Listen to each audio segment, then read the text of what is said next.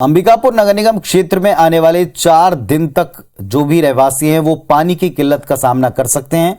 दरअसल यहां filter plant में गेट मरम्मत और साफ सफाई का काम हो रहा है और अगले 4 दिन तक यहां पानी की सप्लाई बाधित रहेगी। नगर निगम की आधी आबादी पानी को लेकर जद्दोजहद कर सकती है। हालांकि नगर निगम टैंकर से पानी की सप्लाई की व्यवस्था का दावा करता है। महामाया पहाड़ इलाका, नमना कला, गांधीनगर, मायापुर, ट्रांसपोर्ट नगर, माखन विहार समेत कई ऐसे इलाके हैं शहर के जहां शाम के समय पानी सप्लाई बाधित रहेगी। निगम का कहना है कि सुबह के समय पानी की सप्लाई की जाएगी और व्यवस्था सुचारू रूप से जारी रखने का प्रयास होगा। अगर फिर भी आवश्यकता पड़ती है तो टैंकर से इलाकों में पानी की सप्लाई की जानी है, इसकी व्यवस्था कर रहे हैं। तकिया फिल्टर और इंटरवेल में पानी बहुत कम आ रहा था, इसलिए उसकी सफाई बहुत आवश्यक थी। प्रयास ये है कि किसी भी प्रकार से व्यवस्था कर एक समय पानी हम उपलब्ध करा सकें।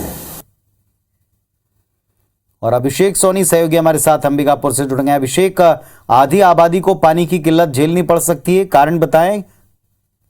देखिए, जो तकिया जो फिल्टर प्लांट है वहां पर जो गेट के निर्माण का मरम्मत का काम है वो तो किया ही जा रहा है। साथ ही साथ जो वहां पर मेल्ट जमा हो गया था, जो काई वहां पर काफी जमा होती, मिट्टी आ गई थी, उसकी सफाई को लेकर भी नगर निगम के अमले ने अपनी कार्रवाई शुरू की है। और यही कारण है कि नमना की बात करें या फिर मायापुर की बात करें, ट्रांसपोर्ट नगर की बात करें, केदारपुर इलाके की बात करें, करीब आधा दर्जन ऐसे इलाके हैं जो इससे प्रभावित हुए हैं। और करीब 4 दिनों तक नगर निगम ने ये आदेश जारी किया है कि शाम के समय में जो पानी की सप्लाई है वो बाधित रहेगी।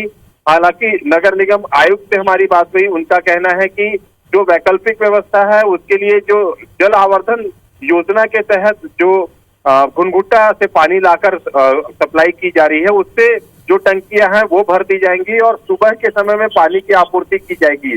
नगर निगम की यह भी दलील है कि जिस तरीके से शीतकालीन का मौसम है और पानी की जो जरूरत होती है वो कम हो रही है, ऐसे में जो गर्मी की तैयारी है, जब ज्यादा पानी की आवश्यकता होगी उसकी तैयारी को लेकर ये कवायद की जा रही है।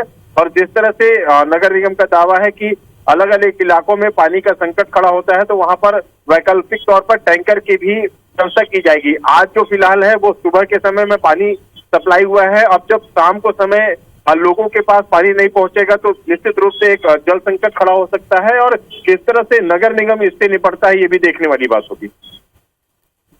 जो वैकल्पिक व्यवस्थाओं की बात की जा रही है, किस तरह का बैकग्राउंड या इतिहास रहा है? क्योंकि हर बार हम देखते हैं कई शहरों में दावे होते हैं कि कोई दिक्कत नहीं होगी, लेकिन अक्सर लोग परेशान होते हैं।